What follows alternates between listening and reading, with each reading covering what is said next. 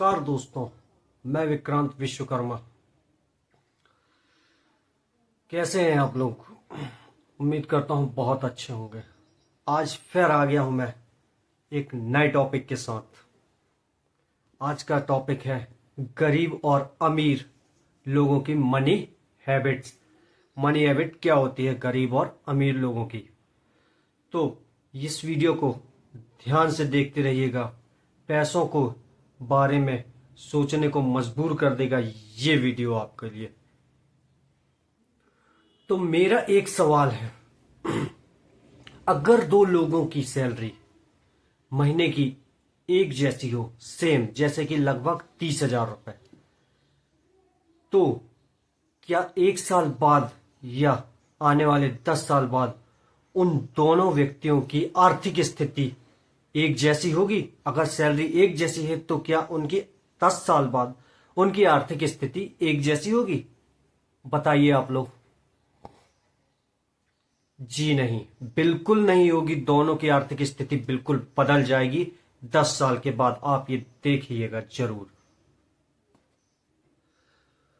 दोनों की आर्थिक स्थिति एक जैसी क्यों नहीं रहेगी? कारण यह है कि दोस्तों, फर्क हमेशा कमाई में नहीं होता है, क्योंकि फर्क होता है कमाए हुए पैसे को इन्वेस्ट करना या खर्च करने में।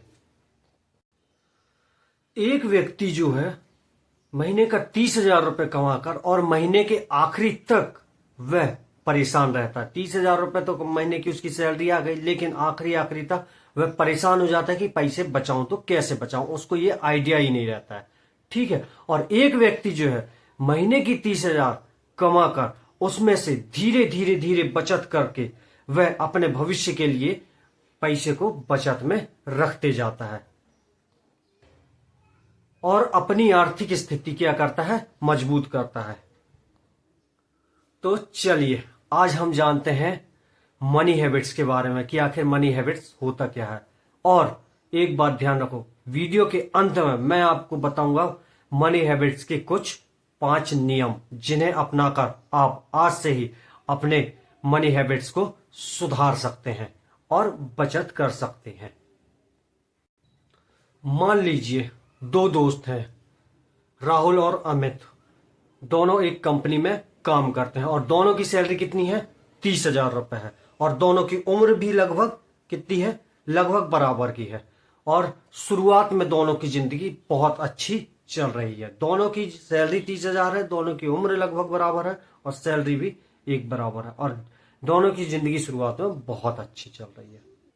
लेकिन राहुल की एक आदत थी कि वह सोचता था, जैसे ही सैलरी आती है और वह सोचने लगता था कि इस सैलरी से मैं क्या खरीदूं ताकि इस सैलरी का उपयोग हो सके। नया मोबाइल, नए कपड़े और दोस्तों के साथ घूमना फिरना, बाहर रेस्टोरेंट में खाना खाना, और लास्ट में जब पैसा कम पड़ जाए तो किसी दूसरे से उधार मांगकर फिर अपने शौक पूरे करना। ये किसका काम था? राहुल का काम था। वहीं दूसरी तरफ अमित सोचता था कि इस महीने की कमाई से कितना पैसा मेरे भविष्य के लिए अलग से रख सकूं, मैं बचत करके अलग से रख सकूं। बस यहीं से राहुल और अमित दोनों के रास्ते अलग अलग हो गए। मनी हैबिट्स का पहला अंतर है कमाई आते ही खर्च या योजना। राहुल की सोच थी इनकम आए, खर्च किया, इसके बाद जो बचा वह बचत के लिए।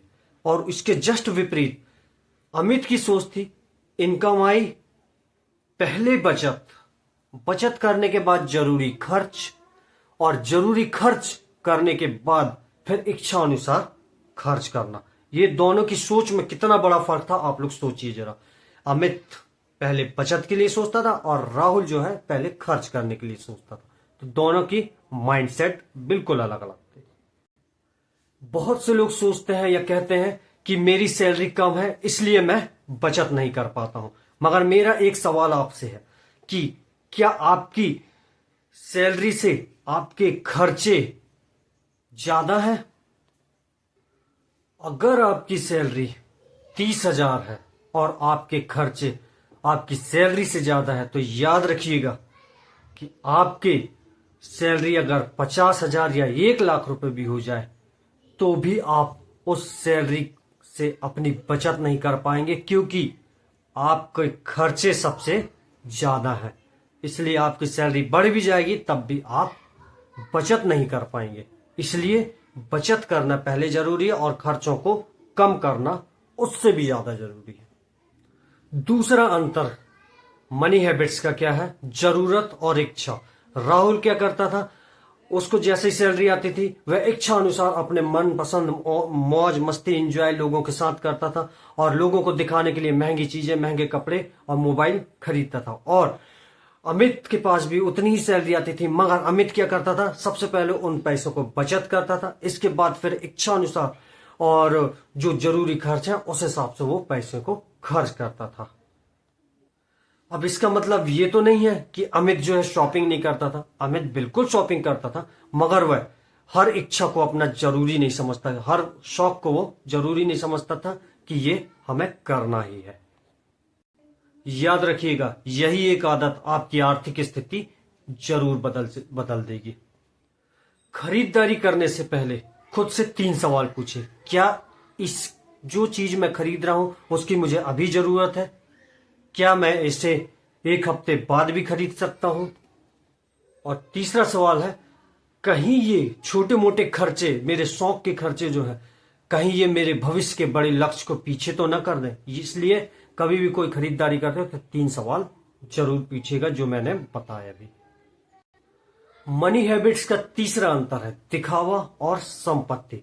राहुल क्या करता था, महंगे सामान, महंगे फोन, महंगे जूते, महंगे कपड़े खरीदता था अपनी सैलरी से और लोगों को दिखाकर बहुत खुश होता था कि मेरे पास ये चीज है।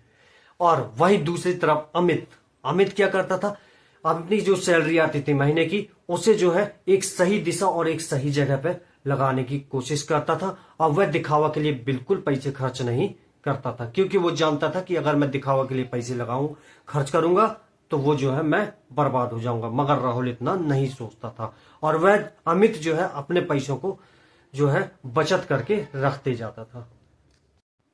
मनी हैबिट्स का चौथा अंतर क्या है? कर्ज का सही इस्तेमाल। राहुल क्या करता, उसको जब भी पैसों की जरूरत पड़ती तो वह लोन लेता या किसी और से उधार लेता और एक ईएमआई खत्म होती तो वह दूसरी ईएमआई फिर से ले लेता। यही राहुल करता था। और अमित क्या करता था, अमित जो है कर्ज को पूरी तरह बुरा नहीं मानता था, लेकिन वह समझता था कि कर्ज लेना एक बहुत बड़ी जिम्मेदारी है, इसलिए वह सोच समझ के कर्ज लेता था। एक बात ध्यान रखिएगा, जरूरत और दिखावे के लिए लिया गया कर्ज, जरूरत और दिखावे के लिए लिया गया कर्ज, दोनों कर्जों में बहुत बड़ा अंतर होता है। मनी हैबिट्स का 5वां अंतर है पैसा बचाना या पैसा बढ़ाना। राहुल को जब भी बचत के हिसाब से पैसा बचता था वह उसे कोई ना कोई कारण मिल जाता था कि पैसे को किस तरह खर्च किया जाए।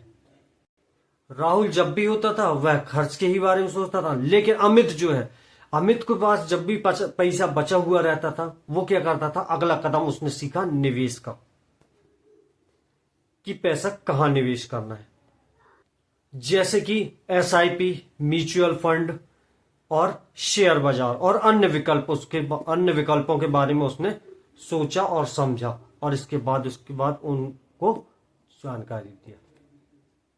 लेकिन अमित ने बिना सोचे समझे पैसा नहीं लगाया, पहले उसे समझा, इसके बाद सीखा, इसके बाद अपनी आर्थिक स्थिति के अनुसार फैसला लिया और इसके बाद फिर उसने पैसा लगाया। यही महत्वपूर्ण बात है। निवेश का मतलब है जल्दी अमीर बनना नहीं कहलाता है। निवेश का मतलब है भविष्य में कभी भी कोई इमरजेंसी आ जाती तो उसमें काम आने वाला पैसा क्या कहलाता है? निवेश कहलाता है। तो आज की जानकारी आपको कैसी लगी? आज का वीडियो आपको कैसा लगा? अगर आपको वीडियो अच्छा लगा है तो आप उस वीडियो को लाइक करें, अपने दोस्तों का साथ शेयर करें और कमेंट में मुझे लिखकर बताएं कि कहां और कौन से कैसे वीडियो बनाना है। धन्यवाद।